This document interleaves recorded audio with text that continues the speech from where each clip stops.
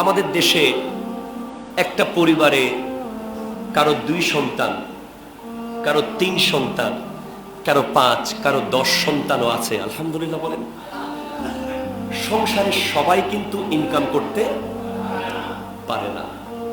মনে রাখবেন, আপনার ঘরে আপনি বড় ছেলে, অথবা আপনি ছোট ছেলে, অথবা আপনি মেজো ছেলে, আপনি মনে করছেন যে সব ইনকাম তো আমিই করছি, সবাই আমার উপরে খাচ্ছে। আছে না নাই? এই চিন্তা প্রায়ই চলে আসে আপনার।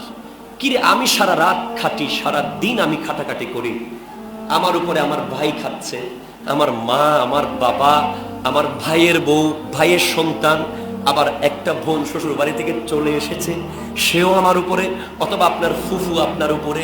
এরকম একটা পরিবারের কোন একজন ব্যক্তিকে আল্লাহ স্পেশাল দয়া করে তার নিজের জন্য না, সবার জন্য।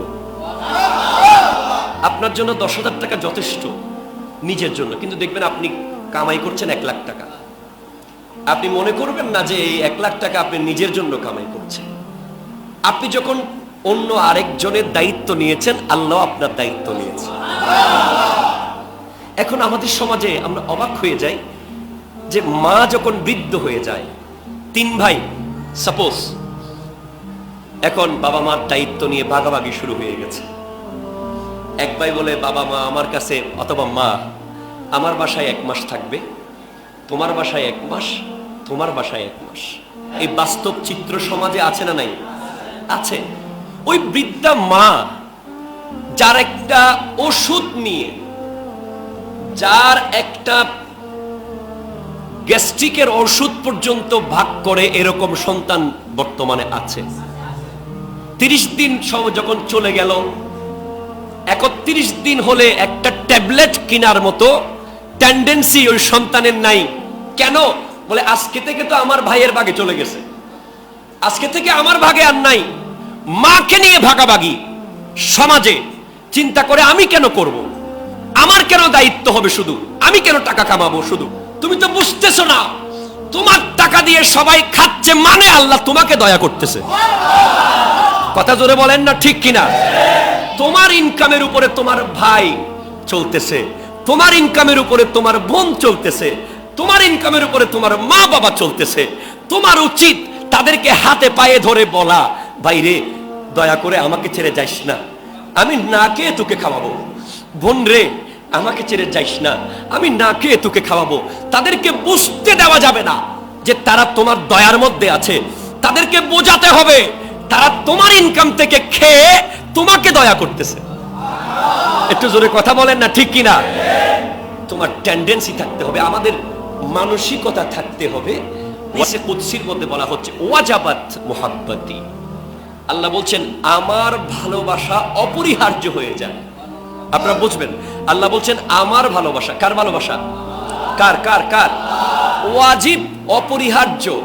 আমার ভালোবাসা, আমি আল্লাহর ভালোবাসা ওই সমস্ত ব্যক্তির জন্য অপরিহার্য হয়ে যায়, ওয়াল মুতাবাজিলিনা ফিয়া, খরচ করে, একে অপরের জন্য খরচ করে।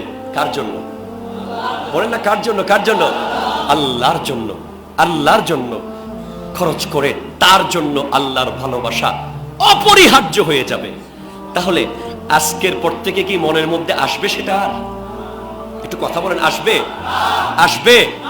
মনে মনে এটা যেন কখনো না আসে। আপনার ওয়াইফ আপনাকে হয়তো বলতে পারে, তুমি সারা রাত খাটো, তোমার ছোট ভাই তোমার টাকায় খায়, তুমি সারা দিন শুধু খাটো, তোমার ভাই বেকার।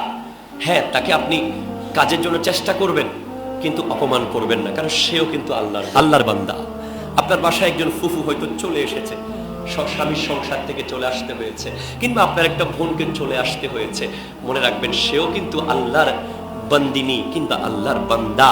আপনি তাকে একটা টাকা যে খাওয়াচ্ছেন, এটার বিনিময়ে আপনি কিয়ামতের মাঠে আল্লাহ আপনাকে নূরের মিম্বর দেবে। কি দেবে? কি দেবে বলেন? নূরের মিম্বর দেবে। হ্যাঁ, আবার আমরা দেখি খাওয়াই, ঠিক, অনেকে আছে খাওয়াই, খাওয়ানোর পরে হঠাৎ কিছু একটা হইলেই রাগের উপরে বলে দিই, এই তোকে গত 1 মাস এত টাকা দিছিলাম না, তোকে না আমি সারা বছর খাওয়াচ্ছি, তোকে না আমি সব কিছু করতেছি, তুই আমার উপরে কথা বলতেছিস। এই কথা বলার সাথে সাথে আপনার সবকিছুর গোড়া কেটে দিলেন। বলতে পারবেন না, বলা যাবে না বাবারা,